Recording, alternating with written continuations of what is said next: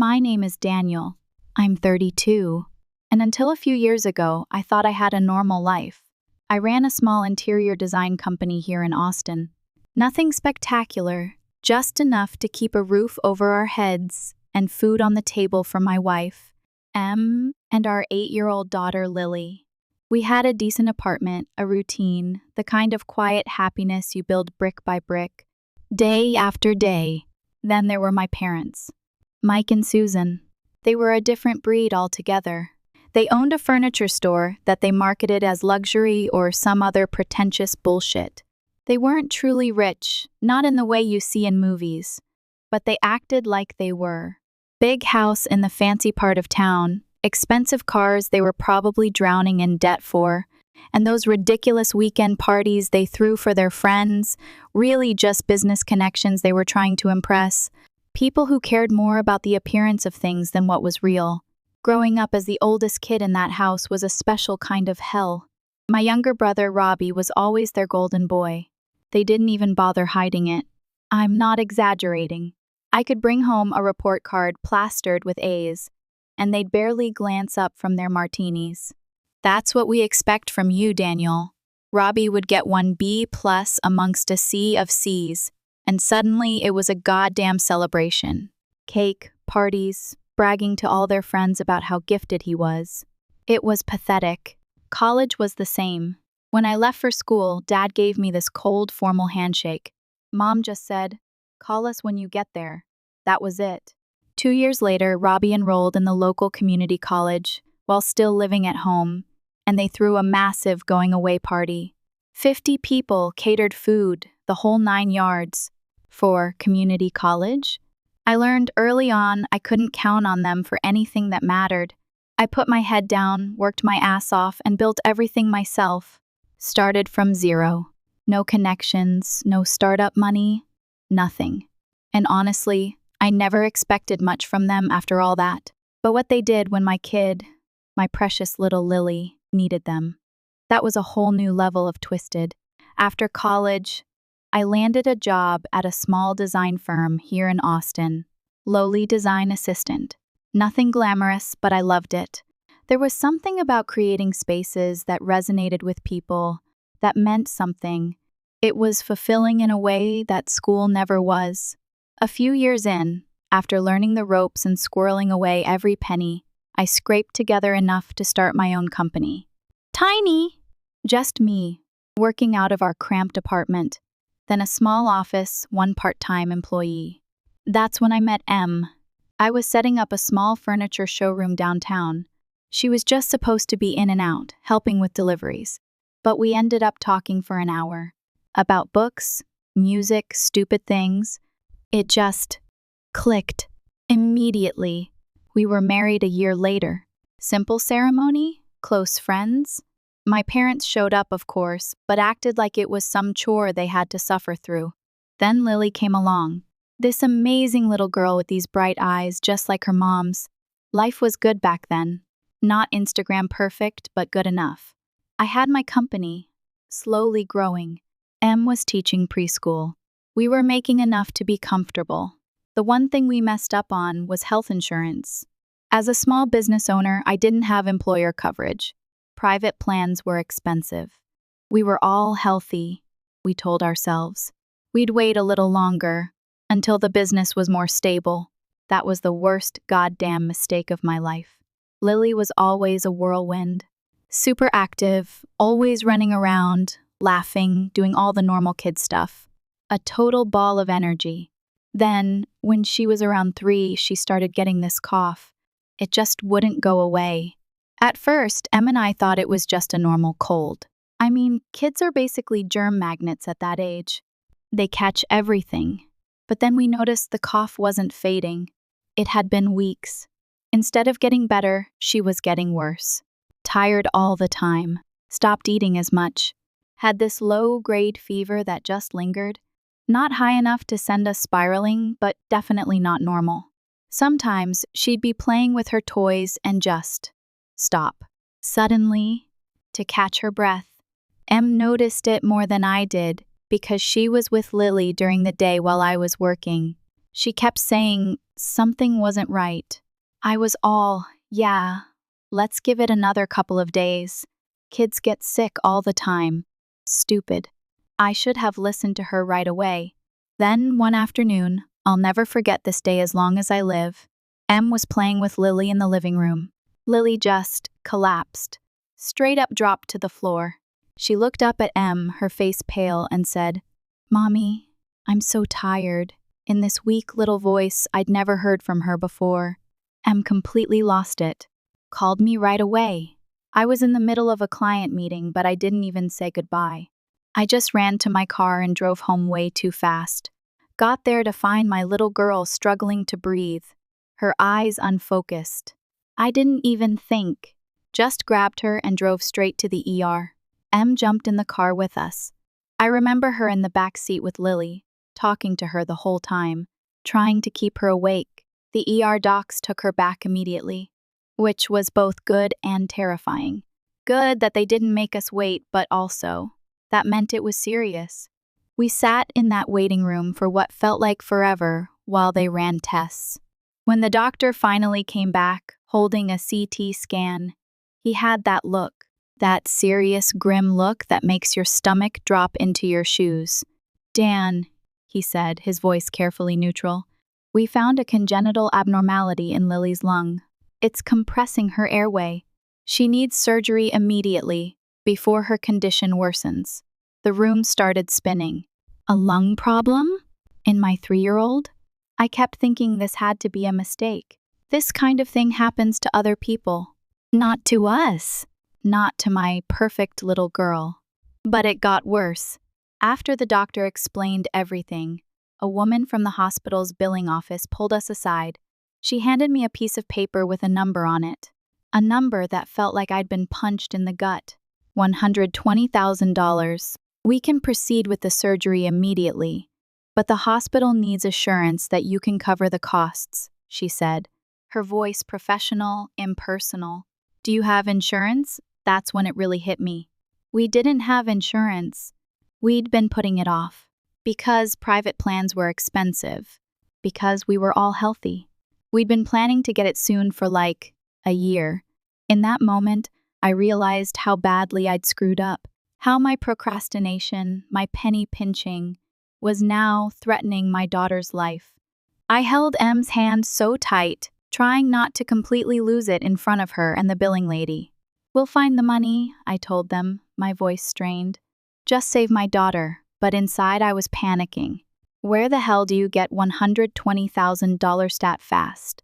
We had maybe $25,000 in savings. I could sell my car for another $15,000, maybe $20,000, but that still left us $80,000 short. That's when I thought about my parents. They weren't super rich or anything, but they had money. They owned a successful business. Big house, nice cars. I didn't expect them to write a check for the whole amount, but at least enough to make up what we needed. I mean, this was their granddaughter. What kind of grandparents would just stand by when their grandkid might die? Even if they'd always treated me like crap, surely they wouldn't let their grandchild suffer. So, after making sure Lily was stable and Em was okay at the hospital, I drove to my parents' house. The whole drive over, I felt like I was going to puke. I've never been good at asking for help, especially from them. But this wasn't about me. This was about Lily. When I pulled up to their house, I was confused. There were a ton of cars parked outside. I walked up to the door and could hear music playing. What the hell? I rang the doorbell like 5 times before someone finally answered. It was my mom, all dressed up with makeup and jewelry, holding a glass of wine. Behind her, I could see their house was packed with people in fancy clothes, waiters walking around with trays of food. Music playing! They were throwing some big-ass party. "Daniel," she said, looking annoyed that I'd shown up unannounced. "What are you doing here?" "Mom, I need to talk to you and Dad." "It's urgent!" "It's about Lily." She frowned and gestured for me to wait in the entryway. "We're in the middle of something here. Can it wait?" I couldn't believe what I was hearing. "No, it can't wait. It's an emergency." She sighed dramatically and went to find my dad. I stood there in their giant foyer, watching people laughing and drinking, feeling completely out of place in my wrinkled work clothes. Eventually, I found out it was a celebration for Robbie's upcoming wedding to his fiancée, Jen.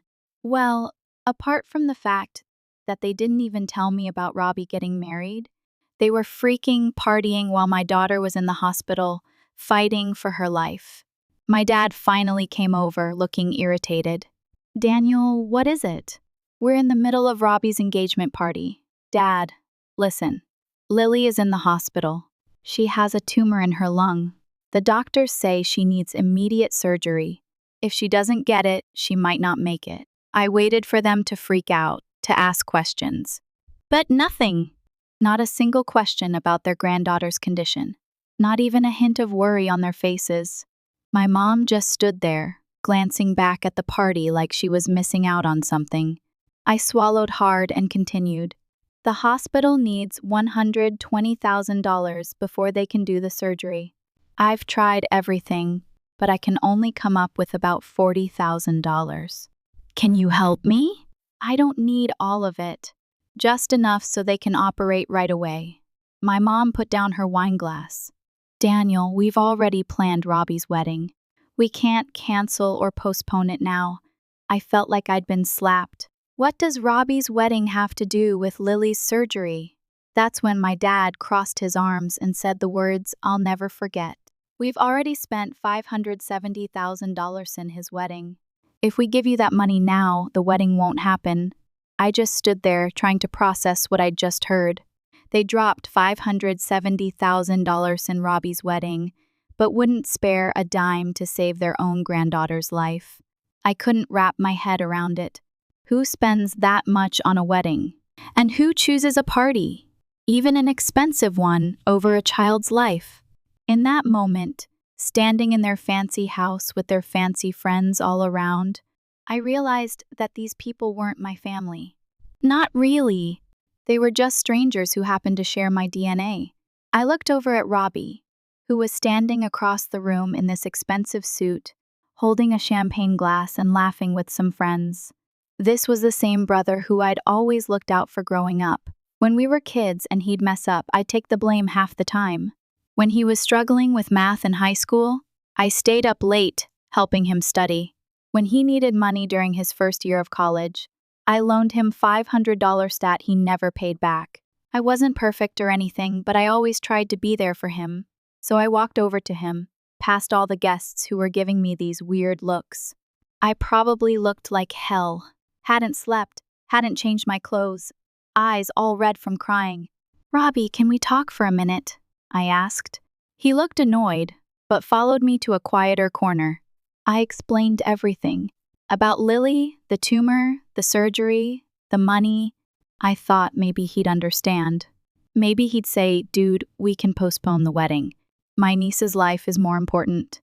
But he just stood there with this blank look on his face. And then he said, "That sucks, man. But what do you want me to do about it?" I couldn't believe it. "Robbie, you guys are spending $570,000 in your wedding. That's insane! All I need is like $80,000 to save Lily's life. Can't you just scale back a little? Have a normal wedding like normal people?" He laughed. Actually laughed. "Do you know how long we've been planning this? Jen's family is expecting a certain kind of event. We've got people flying in from all over. Deposits have been paid. It's not that simple." I was desperate at this point. These were the last people I wanted to ask for help. But Lily was running out of time. So right there, in the middle of their fancy party with all their rich friends watching, I swallowed every bit of pride I had and got down on my knees. Yeah, you read that right. I literally got on my knees in front of my little brother. Only for my daughter. "Please," I said, my voice cracking. "I'm begging you. Just help with part of it. I'll pay you back every cent, I swear. But Lily, she's going to die without this surgery." I looked up at him, hoping to see, I don't know, some kind of human emotion? Some tiny bit of the brother I grew up with? But instead, he took a step back, like I was covered in mud or something. He looked around, saw people watching, and his face got all red. "Jesus, Daniel, get up. You're embarrassing yourself," he hissed. Then louder, so the people nearby could hear. "Look, I'm responsible for Jen and the family we're building. I can't just throw away all our wedding plans. I'm sorry about Lily, but I can't help." Around me, I could hear people whispering. Some of them were actually laughing, like my daughter's life wasn't hanging in the balance. My dad appeared next to me and put his hand on my shoulder. His voice was cold as ice when he said, "Get up, Daniel. Stop embarrassing the family in front of our guests. We're sorry we can't help more. Not, let's figure something out together. Just stop embarrassing us." I slowly got to my feet, feeling like I was in some kind of nightmare. I looked at each of them. My mom, still glancing back at her party. My dad, with his jaw clenched in anger. Robbie, already turning away to rejoin his friends. "Thank you, Mom." "Thank you, Dad." "Thank you, Robbie," I said, my voice cracking. Today, I finally understand who my real family is. And who are just strangers. Then I walked out. Didn't even look back. It was pouring rain when I left their house. Like, straight-up movie-level downpour. I just stood there on their stupid, fancy doorstep, getting soaked, feeling like someone was sitting on my chest. I had gotten on my knees and begged, and all I got back was their cold, shitty attitude. I made it to my car, slammed the door, and just lost it. I cried like I hadn't since I was a little kid. I'm not ashamed to admit it. My head pressed against the steering wheel, all the fear for Lily, all the stress, all the pain of being rejected by my own family. It all just came pouring out. But then I remembered Lily. My little girl was in that hospital, fighting for every breath. Em was sitting there alone, waiting for me to come back with good news. I couldn't fall apart in my car outside my parents' house like some teenager after a breakup.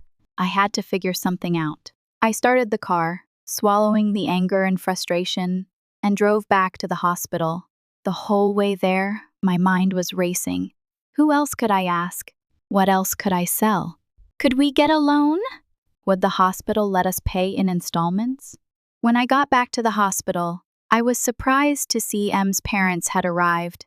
They'd driven in from San Antonio as soon as Em called them. They weren't rich or anything, just normal working-class people. My father-in-law was a plumber, and my mother-in-law worked part-time at a grocery store. My mother-in-law rushed up to me as soon as she saw me and grabbed my hands. Her eyes were red from crying. "Daniel, did you talk to your parents? Will they help?" I couldn't even answer. My throat closed up, and I just stood there, dripping on the hospital floor. But she only had to look at my face to understand. She pulled me into a hug, not caring that I was soaking wet. My father-in-law came over and put his hand on my shoulder. "It's okay, son. We'll figure it out ourselves." We all sat down in the waiting room, and together with Em, we started making a plan. The following day was a blur of activity. I started selling everything I owned. My car, gone for $15,000. Every cent of our savings, $25,000, completely wiped out. I borrowed from friends, co-workers, anyone who might have a few bucks to spare. The response from people actually shocked me. This young employee, who'd only been with my company for 6 months, pressed $500 into my hand and said, "Boss, I don't have much, but this is all I can give." An old coworker I hadn't talked to in years somehow heard what was happening and called out of nowhere. He sent me $3,000 with a note saying, "I remember when you covered for me during that project disaster. I owe you one. Time I paid it back." People the first barely knew were stepping up, more than my own family had. I was getting Venmo transfers from distant acquaintances, Facebook messages from old classmates asking how they could help. It was overwhelming, but we were still coming up short. I kept selling stuff. My computer, my watch, even our furniture. Our apartment got emptier by the day as I sold everything that wasn't absolutely essential. Em was amazing through all of this. Not once did she complain about me selling our stuff. Not even when I sold the dining table her grandmother had given us. But after all that, after every favor called in, every possession sold, we were still $40, short of the $120,000 Sway needed. I was sitting in the hospital cafeteria, staring at the numbers on a napkin, feeling completely hopeless. What else could we possibly do? That's when my father-in-law's phone rang. It was their bank. He walked away to take the call. When he came back, he had this weird look on his face. He sat down next to my mother-in-law and whispered something to her. She nodded, wiping away a tear. Then they both came over to where Em and I were sitting. "Daniel?" my father-in-law asked, his voice steady. "How much more do you need?" I didn't want to say it, but I had no choice. $40,000. There was silence for a moment. Then my mother-in-law nodded and said, "All right. Come pick up the money tomorrow morning." I was completely confused. "But where are you getting that kind of money? You don't have $40,000. My father-in-law let out a soft laugh, but there was no humor in it. "We sold our house. The bank just called to confirm everything. As long as Lily gets better, it's worth it." I couldn't move. I literally couldn't process what I was hearing. My parents, who lived in a huge house and had just dropped $570,000 in a wedding, had turned their backs on their own flesh and blood. But my in-laws, who lived in a modest 3-bedroom house they'd worked their entire lives to pay off, had just sold their home to save my daughter. Em burst into tears and hugged her parents. I just sat there, unable to even form words. What do you say to people who just sold their home to save your child? Thank you doesn't even begin to cover it. But that's all I could manage to choke out. Thank you. I don't know how I'll ever repay you. My mother-in-law took my hand and squeezed it tight. You don't need to repay us, Daniel. Family helps family. That's just what we do. Such a simple statement, but it hit me like a truck, because it was exactly what my own mother had failed to understand. With the money from my in-laws, we finally had enough for Lily's surgery. The hospital scheduled it for the next morning. Those hours waiting during the operation were the longest of my life. Em and I just sat there in the waiting room, barely talking, both too scared to say anything. When the surgeon finally came out, I thought I was going to pass out from holding my breath, but then he smiled. "The procedure went very well," he said. "She'll recover gradually." I collapsed into one of those uncomfortable hospital chairs and just cried. From pure relief, Em was sobbing next to me and my in-laws held her tight. My father-in-law stood there nodding, like he knew it would work out all along. These people were my real family, not the ones who lived in the big house across town. Family is the people who stand by you when everything goes to hell. From that day on, I swore I'd never ask my parents for anything again. I already had my real family right there with me. 2 weeks after the surgery, Lily was released from the hospital. She got stronger every day. Kids have more resilience than I ever had. When I pushed her wheelchair out of the hospital, she looked up at me with this bright smile that I thought I might never see again and said, "Daddy, I want to run and play again." I couldn't stop the tears. But these were different from the ones I'd been crying for weeks. These were good tears. I hugged her tight, feeling her heart beating strong and steady against my chest. I looked at Em and saw nothing but love in her eyes. We'd been through absolute hell, but we were starting over. But I'm not going to lie. Deep down, I was still burning with anger. I couldn't just forget kneeling in front of my parents and brother.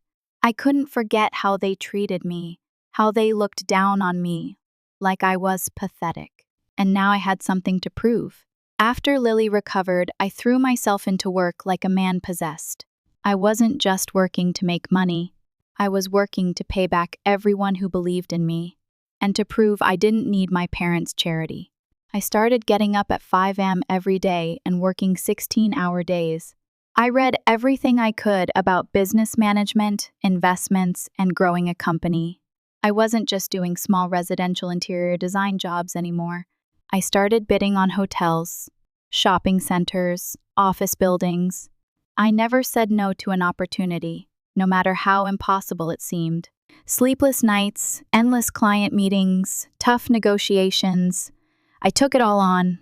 That anger inside me was like rocket fuel. I was exhausted all the time, but I couldn't stop. Em was worried about me. "Daniel, you need to slow down. You're going to burn out," she'd say. But I couldn't slow down. I had to make it work. I had to prove something. To my parents. To myself. To everyone. Then, things started changing. About a year after Lily got out of the hospital, I landed a contract that changed everything. A $2 million interior design project for a major real estate company. It was way bigger than anything I'd done before, and honestly, I was scared shitless that I couldn't deliver. But I wasn't about to turn it down. I hired more people, rented a bigger office, and somehow, we pulled it off. The client was thrilled with the work, and they referred me to other big companies. 3 years later, my business had grown 5 times bigger. What started as a tiny company with just me and one part-time employee became one of the top design firms in the area. We had a team of 28 people, a downtown office, and clients calling us instead of the other way around. My name started showing up in business magazines with headlines like, "From Zero to Millionaire, The Journey of Daniel, Last Name," or "The Man Who Rebuilt His Life After Adversity." I never reached out to tell my parents about any of it, but I knew they saw those articles. I knew they saw me on local TV, talking at business conferences. But now, I wasn't Daniel, the son who needed their help. I was Daniel, the self-made businessman who built everything from nothing. And that felt pretty damn good. About a year ago, I got featured in a major business magazine. And during the interview, the journalist asked what drove me to succeed. I could have given the usual answer about hard work and dedication. But I told her the truth, how my own family turned their backs on me when I begged for help to save my daughter. They spent everything on my brother's $570,000 wedding and left me on my knees pleading. So I built my success out of spite, proving I didn't need them. I named names, held nothing back. When the article dropped, it exploded. People were furious, calling out my parents and brother for their coldness. Social media was on fire, and strangers flooded my inbox with their own stories of family betrayal. Turns out, a lot of people know what it's like to be abandoned by the ones who should have had their back. But that was just the beginning of the storm. I hadn't thought about the business implications of my interview. I was just telling the truth. But man, did it have consequences. After the story came out, business partners started cutting ties with my parents' furniture store. Longtime clients canceled orders. Their business connections disappeared overnight. The same people who used to party with them at their house suddenly wanted nothing to do with them. No one wants to work with monsters who let their granddaughter almost die so they could throw a fancy wedding. Funny how that works. My parents got pushed out of the business world pretty fast. Their store started losing money. They had to lay off employees. Their friends stopped inviting them to events. They used to be respected in that community. But now they had nothing. Alone and broke. And Robbie? My golden child brother who thought he'd won the lottery with his $570,000 wedding, pretty wife, and comfortable life? His perfect little world came crashing down too. When his wife, Jen, read my interview, she was horrified. Apparently, he'd never told her the full story of what happened with Lily. She called me, first time we'd spoken in years, and asked if it was all true. I didn't embellish or exaggerate. Just told her exactly what happened that night at the party. She was quiet for a long time, then just said, "Thank you for being honest," and hung up. A few days later, I heard from a mutual friend that Jen had filed for divorce. She couldn't stay married to someone that heartless. Couldn't imagine raising kids with a man who'd let his niece suffer, so he could have a big party. Can't say I blamed her. So Robbie lost everything. His marriage, his fancy house, his social standing. Turned out a marriage built on being a selfish asshole wasn't exactly built to last. Who knew? In the end, The heartless ones ended up with nothing but each other. My parents and Robbie alone in that big house that used to host parties, but now just echoed with silence. I didn't plan any of this, but I'm not going to lie. There was a part of me that felt satisfied seeing karma finally catch up with them. They'd been pretending to be these amazing, successful people for so long while treating others like garbage. Now everyone knew who they really were. But the weird thing is, that satisfaction didn't last. I thought I'd feel great watching them lose everything. But instead, I just felt empty. Like, what was the point? Lily was healthy. My business was thriving. My real family, Lily, my in-laws, the friends who stood by me, they were all good. Maybe revenge isn't all it's cracked up to be. Or maybe there are better ways to get even. Once my business was stable and making serious money, I went back to every single person on that list. The list of people who helped us. I called them to my office one by one over the course of a few weeks. Some of them worked for me now. Others, I hadn't seen in years. I handed each of them an envelope with cash, 10 times whatever amount they'd given us for Lily's surgery. For some, I offered to pay off their debts or invest in business ideas they had. I figured it was the least I could do. But the crazy thing? Most of them refused. "Boss, you don't need to do this," my office manager told me when I tried to give her back 10 times the $500 she'd given us when she was just starting as my assistant. "You've already paid me back by giving me this job and treating me with respect. We helped you because we believed in you, not because we expected anything back." I couldn't even find words to respond. All I could do was shake my head and grip her hand tight, feeling more grateful than I knew how to express. But there was one debt I couldn't let go of. My in-laws. They were living in a small rental apartment now, and even though they never complained, I knew they missed their home. So, after Lily was discharged, I spent a whole year working my ass off and saving every penny I could. I secretly tracked down the guy who bought their house, negotiated with him, and eventually bought it back. Paid 30% over market value, but I didn't care. The day I handed them the keys, my mother-in-law just froze, tears in her eyes.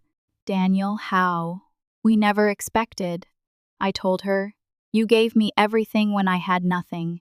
This is the least I can do." My father-in-law was quiet for a minute, then put his hand on my shoulder. "I never once doubted you, son. We all sat together that night for a real family dinner in their old house, back where it belonged. It was one of the best nights of my life." A few years after Lily's surgery, with pregnant with our second kid, I decided it was time for another change. I bought a bigger house in a nice neighborhood with a yard. Not to show off, but because I wanted space for Lily, and our soon-to-be new baby. But I also made sure it had an in-law suite, so my in-laws could move in with us if they wanted to. They gave me a home when I lost everything, and now I wanted them to have choices. They could keep their house that I bought back, or they could live with us, whatever made them happiest. But life has a way of throwing curveballs at you right when you think you've got everything figured out. And my parents, they weren't done with me yet. Not by a long shot. They had lost almost everything because of that article and the backlash that followed. I thought I'd never see them again. But a few months ago, my phone rang with an unknown number. When I answered, "Daniel, it's Mom," that voice, the same one that watched me beg and turned away, now all shaky and desperate.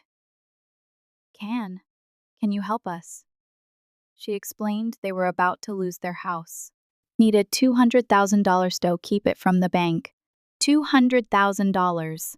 I almost laughed. I remembered needing just $120,000 to save my daughter's life, and they chose a $570,000 party instead.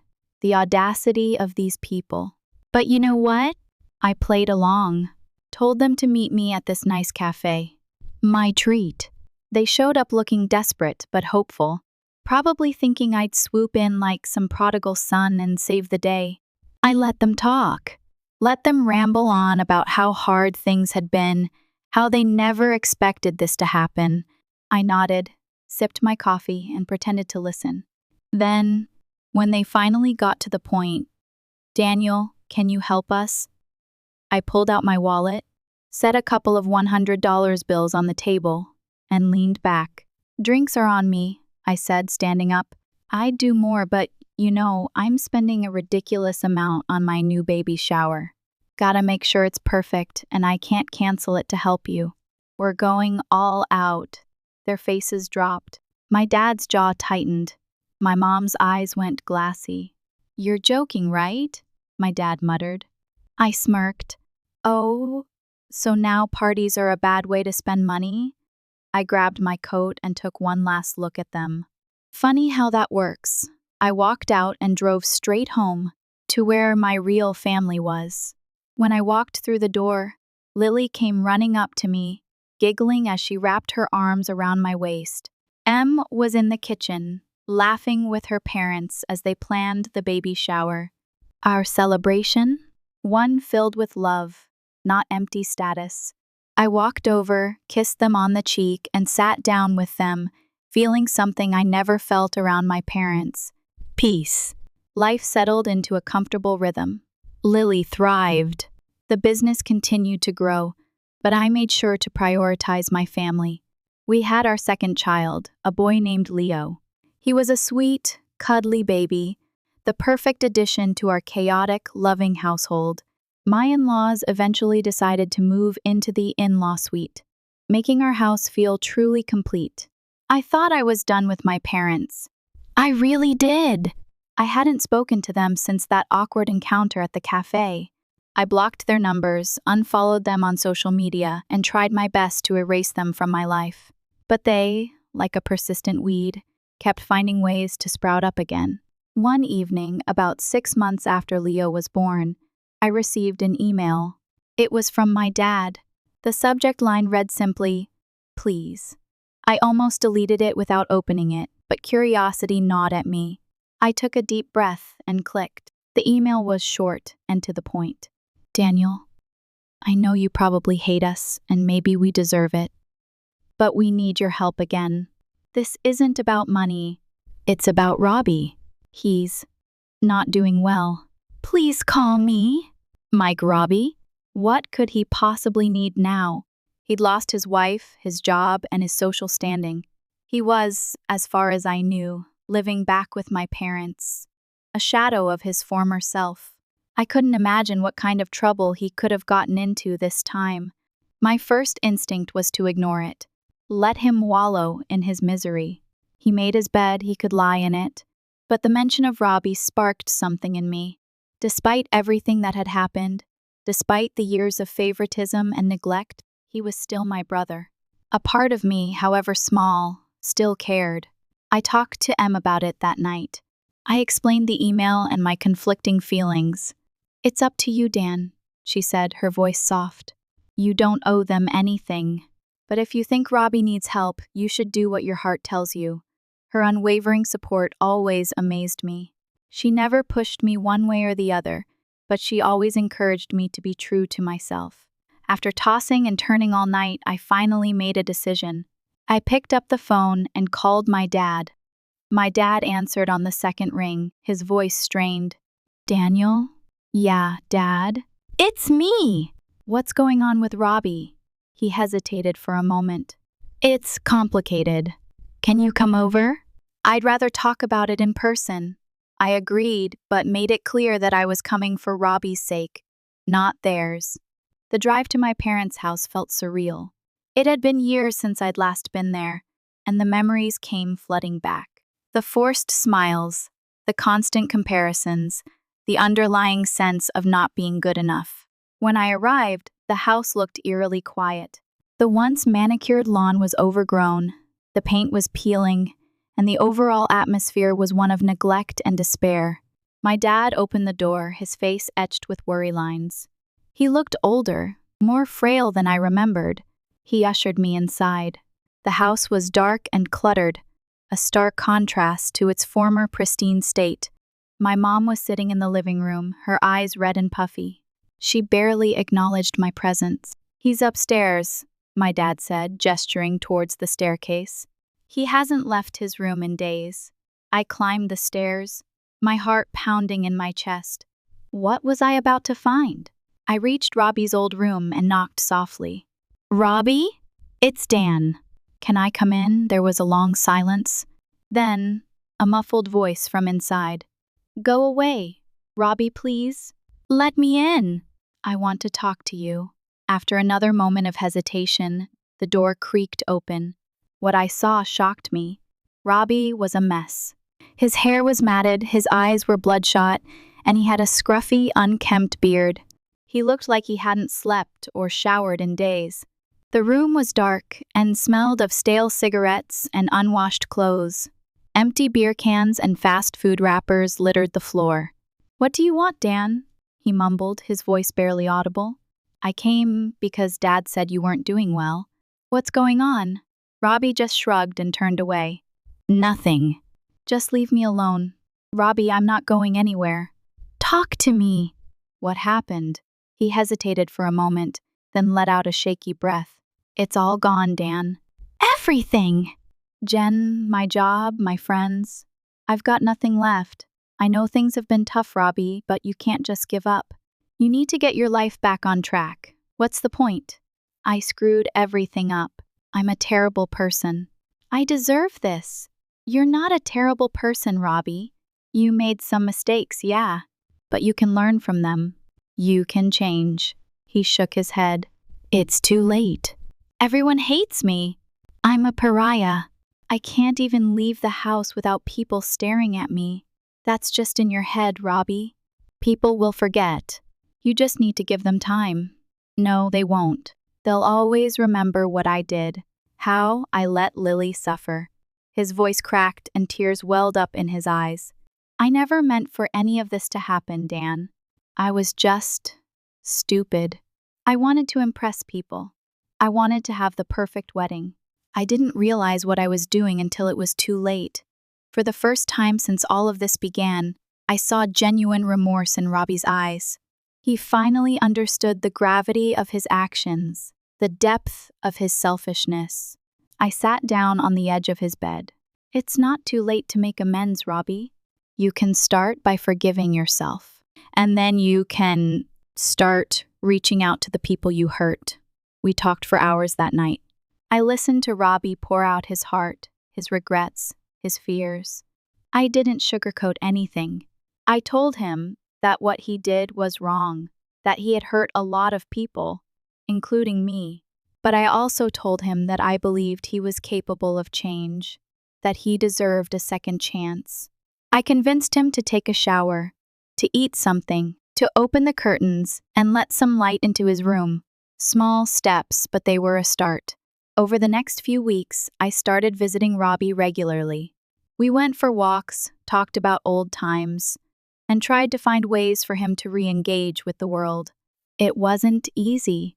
He was still plagued by guilt and self-doubt, but he was making progress. I encouraged him to seek therapy, to address the underlying issues that had led him to make such terrible decisions. He resisted at first, but eventually agreed. One day, Robbie asked me about Lily. He hadn't seen her since before the surgery, and he felt terrible about it. Do you think she'd ever want to see me again? He asked, his voice barely a whisper. I didn't know. Lily was still young, but she remembered what had happened. She knew that her uncle had chosen a party over her life. It wouldn't be an easy conversation, but I decided to give it a shot. I talked to Em about it, and she agreed that it was worth a try. We sat down with Lily and explained that Uncle Robbie was sorry for what he had done and wanted to apologize in person. Lily was hesitant at first. Why should I see him? He didn't care about me. I know, sweetie, I said. But he's changed. He wants to say sorry. And maybe, just maybe, you can forgive him. After a lot of coaxing, Lily agreed to meet Robbie. The meeting was awkward and emotional. Robbie knelt down in front of Lily and apologized profusely for his actions. He told her how much he regretted what he had done and how he would do anything to take it back. Lily listened intently, her eyes fixed on Robbie's face. When he was finished, she reached out and gave him a small hug. "It's okay, Uncle Robbie," she said softly. "I forgive you." That moment was a turning point for Robbie. He finally felt like he had been given a second chance, a chance to redeem himself. With renewed determination, Robbie started to rebuild his life. He enrolled in a community college and began taking classes in social work. He wanted to help people, to make a positive impact on the world. He got a part-time job at a local homeless shelter, volunteering his time and offering support to those in need. He even reached out to Jen, his ex-wife. It was a tentative conversation, filled with apologies and regrets. She didn't forgive him right away, but she was willing to listen. Over time, they started to rebuild their friendship, based on honesty and mutual respect. Seeing Robbie turn his life around was incredibly rewarding. It wasn't easy. He faced many challenges along the way, but he never gave up. He proved that even the most selfish and misguided person is capable of change, of redemption. As for my parents, they were slowly starting to heal as well. The business never fully recovered, but they managed to sell it and downsize to a smaller house. They spent more time with their grandchildren, showering Lily and Leo with love and attention. They realized that the most important things in life aren't material possessions or social status, but family and connection. One afternoon, about a year after Robbie started his new path, my dad called me again. His voice was still tinged with worry, but there was a note of hope as well. "Daniel," he said, "I know we haven't always been the best parents, and I know we made some terrible mistakes, but I want you to know that we're proud of you, proud of the man you've become, the father you are, and the way you've helped Robbie." I didn't say anything, just listened. "We have a problem, though. We need your help with something." "It's not money. It's something else." Here we go again, I thought. What could they possibly need now? "We've been volunteering at a local food bank," he continued, "and they're struggling to keep up with demand. They need more space, more volunteers, more resources. We've been trying to raise money, but it's not enough." He paused, then took a deep breath. "We know you're busy, but we were wondering if you could use your design skills to help them renovate their space. Make it more efficient, more welcoming. It would mean the world to us." I was surprised, to say the least. My parents asking for help with a charitable cause? It was a far cry from their previous obsession with luxury and status. I thought about it for a moment.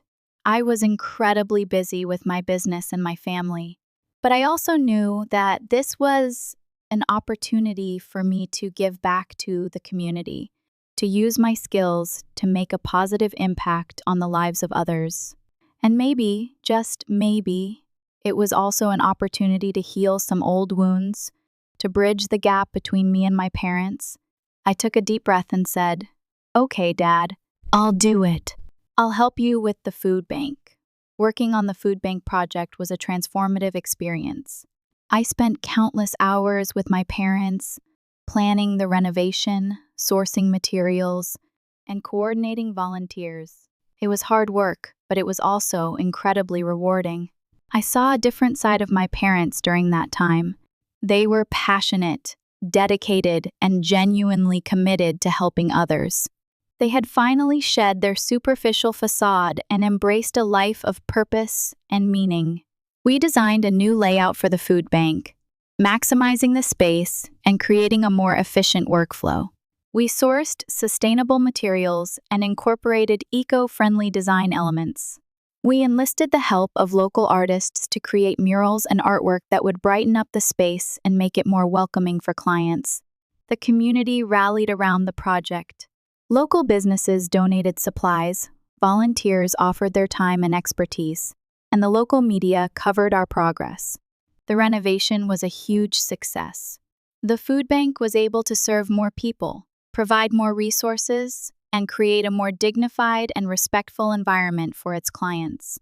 As we stood together at the ribbon-cutting ceremony, surrounded by volunteers and community members, I felt a sense of peace and fulfillment that I hadn't felt in years. I looked at my parents, their faces beaming with pride, and realized that we had finally found a way to connect, to build a bridge across the years of hurt and resentment. I'm not sure if I'll ever fully forgive my parents for what they did. The pain and anger are still there, lurking beneath the surface. But I've come to accept that they are who they are. They made mistakes, terrible mistakes, but they've also shown a willingness to change, to learn from their past. And perhaps that's enough.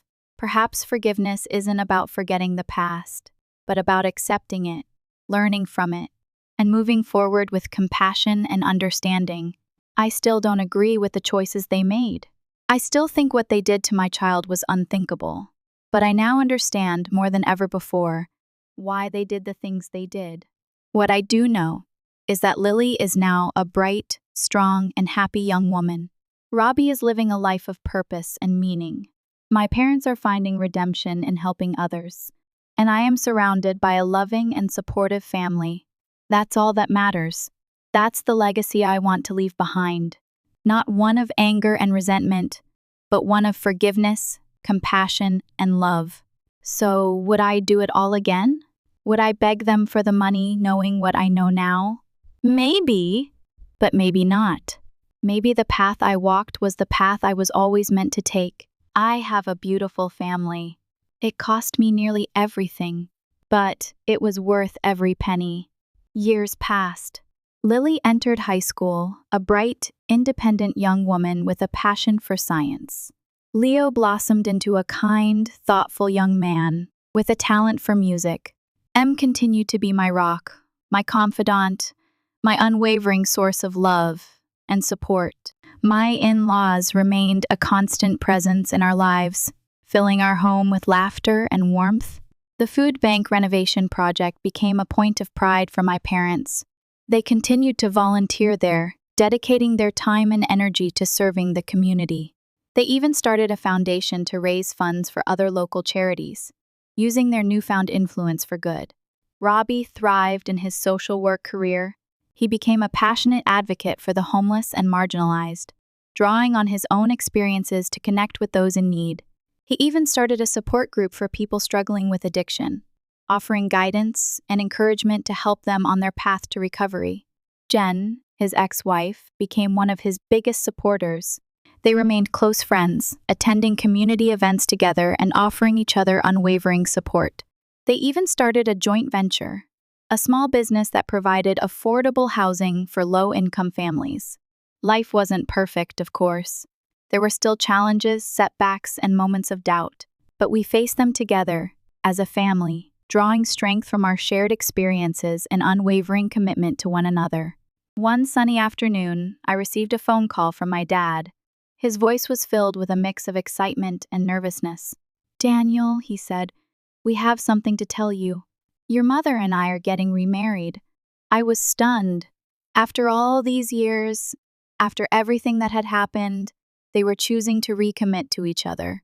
That's wonderful, Dad," I said, struggling to find the right words.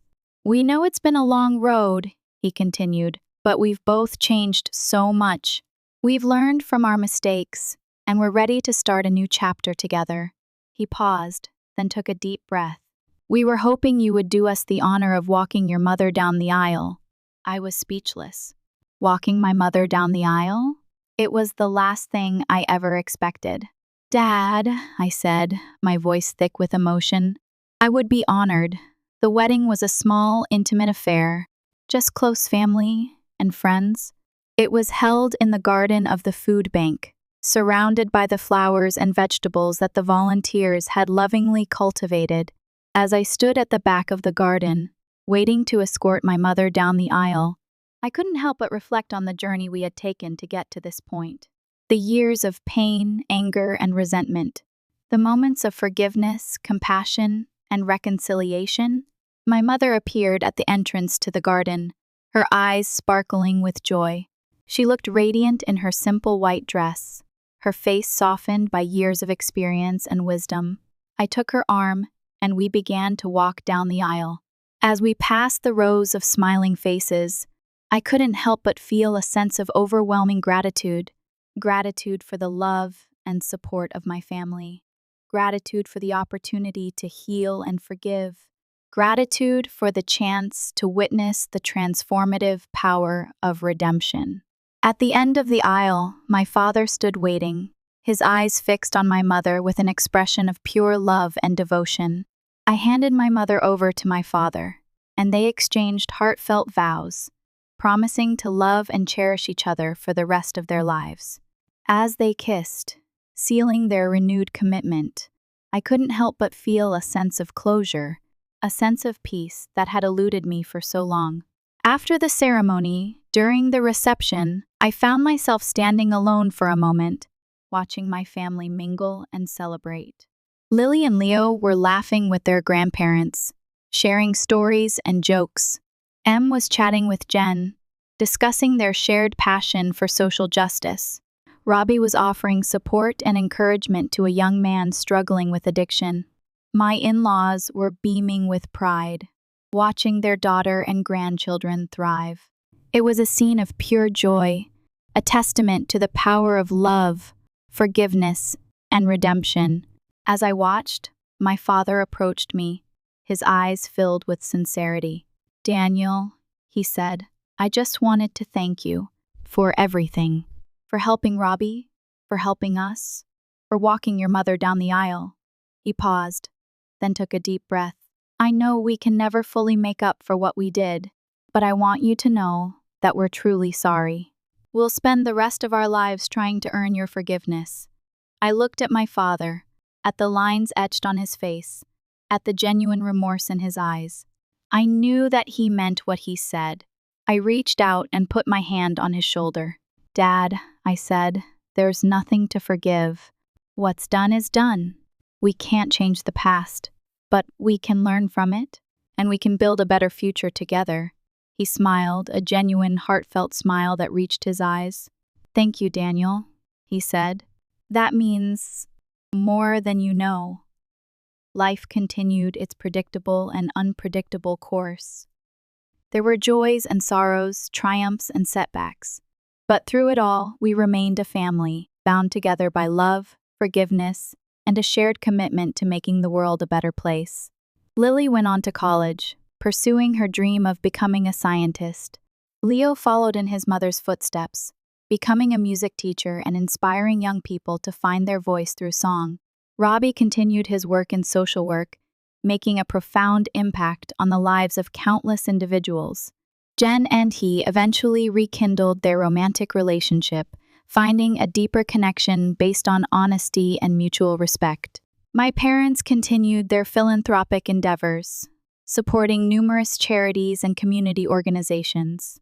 They became beloved members of the community, known for their generosity and compassion. As for me, I continued to run my business, using my skills and resources to support causes I believed in. I also became a mentor to young entrepreneurs, sharing my experiences and offering guidance to help them achieve their dreams. Years later, as I sat on my porch, watching my grandchildren play in the yard, I couldn't help but reflect on the journey that had brought me to this point. The pain, the anger, the betrayal, the forgiveness, the redemption. It had been a long and arduous road, filled with twists and turns, unexpected detours, and moments of profound transformation. And now, as I looked back on it all, I couldn't help but wonder, would I do it all again? Knowing the pain, the suffering, the heartbreak, would I still choose to walk that path? The answer, I realized, was yes, because in the end, it wasn't about the money, or the wedding, or the success. It was about the love, the family, the connection. It was about learning to forgive, to heal, and to embrace the transformative power of redemption. It was about finding meaning in the midst of suffering and building a better future from the ashes of the past. And that, I realized, was a journey worth taking, no matter the cost.